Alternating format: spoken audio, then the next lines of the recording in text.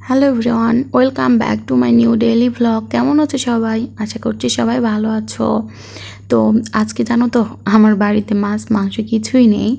তো সকাল সকাল বাবা পান্তা ভাত খাবে, তো পান্তা ভাতের জন্য তাকে একটু ঝাল আমি ভেজে দিলাম। আর এইদিকে দেখো, আজকে আমি নিরামিষ রান্না করব। নিরামিষ বলতে ভুল হবে, ডিম দিয়ে পটল দিয়ে আলু দিয়ে ঝোল করব। মানে যখনই আমার বাসায় মাছ মাংস কিছু থাকে না, অন্য কিছু খেতেও ইচ্ছে করে না, তখন আমি এভাবেই রান্না করি। আর এটা খেতে আমার বাড়ির সবাই অনেক বেশি পছন্দ করে। তো রান্নার জন্য আমি প্রথমেই একটা না দুইটা ডিম নিয়েছি। দুইটা ডিম নিয়ে ডিম দুটো খুব সুন্দরভাবে ভেজে নিব আগে। আর প্রথমে বললাম না যে আমার শ্বশুর পান্তা ভাত খাবে, আসলে তাকে যদি সকাল সকাল আমি গরম ভাতটা রান্না করে দিই তবুও সে পান্তা ভাতই খায়। কারণ সে ছোট থেকে নাকি পান্তা ভাত খেয়ে অভ্যস্ত, মানে অনেক কষ্টে মানুষ হয়েছে, বুঝছো।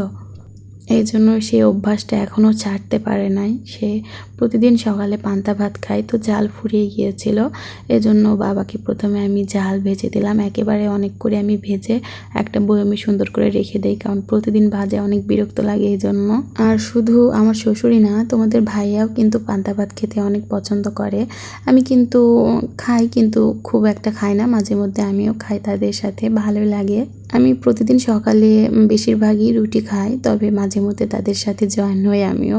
তো যাই হোক, এখানে আমার ডিম ভাজা হয়ে গিয়েছে। এখন তরকারি রান্না করার জন্য সব মশলাগুলা আগে সুন্দরভাবে কষিয়ে নিয়েছি। নিয়ে এখন এই তো আমার কুটে রাখা আলু পটল দিয়ে দিলাম। এখন এটাও খুব সুন্দরভাবে কষিয়ে নেব। আর এই তরকারিটা কিন্তু যত বেশি কষানো যায় তত বেশি মজা খেতে। তো হালকা একটু পানি অ্যাড করে এটা এখন ঢাকনা দিয়ে ঢেকে দেব, পানিগুলা সব যাতে মরে যায় এই জন্য। তো দেখো, এখানে কিন্তু আমার পানিগুলা সব মরে গিয়েছে। তো একবার কষালে তো আর হবে না, আরও 2-3 বার পানি দিয়ে এটা খুব সুন্দর করে কষে নেব আমি। নিয়ে তারপরে আমি এখানে একটু ডাল অ্যাড করব।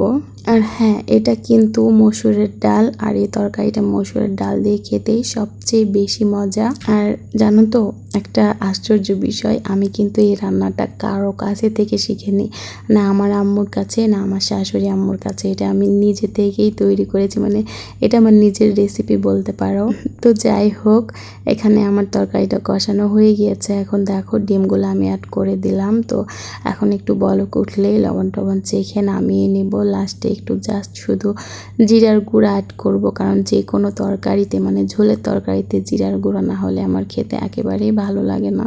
এই যে দেখো, আমার তরকারির কালারটা কি সুন্দর এসেছে, তাই না? আর খেতেও কিন্তু অসাধারণ ছিল।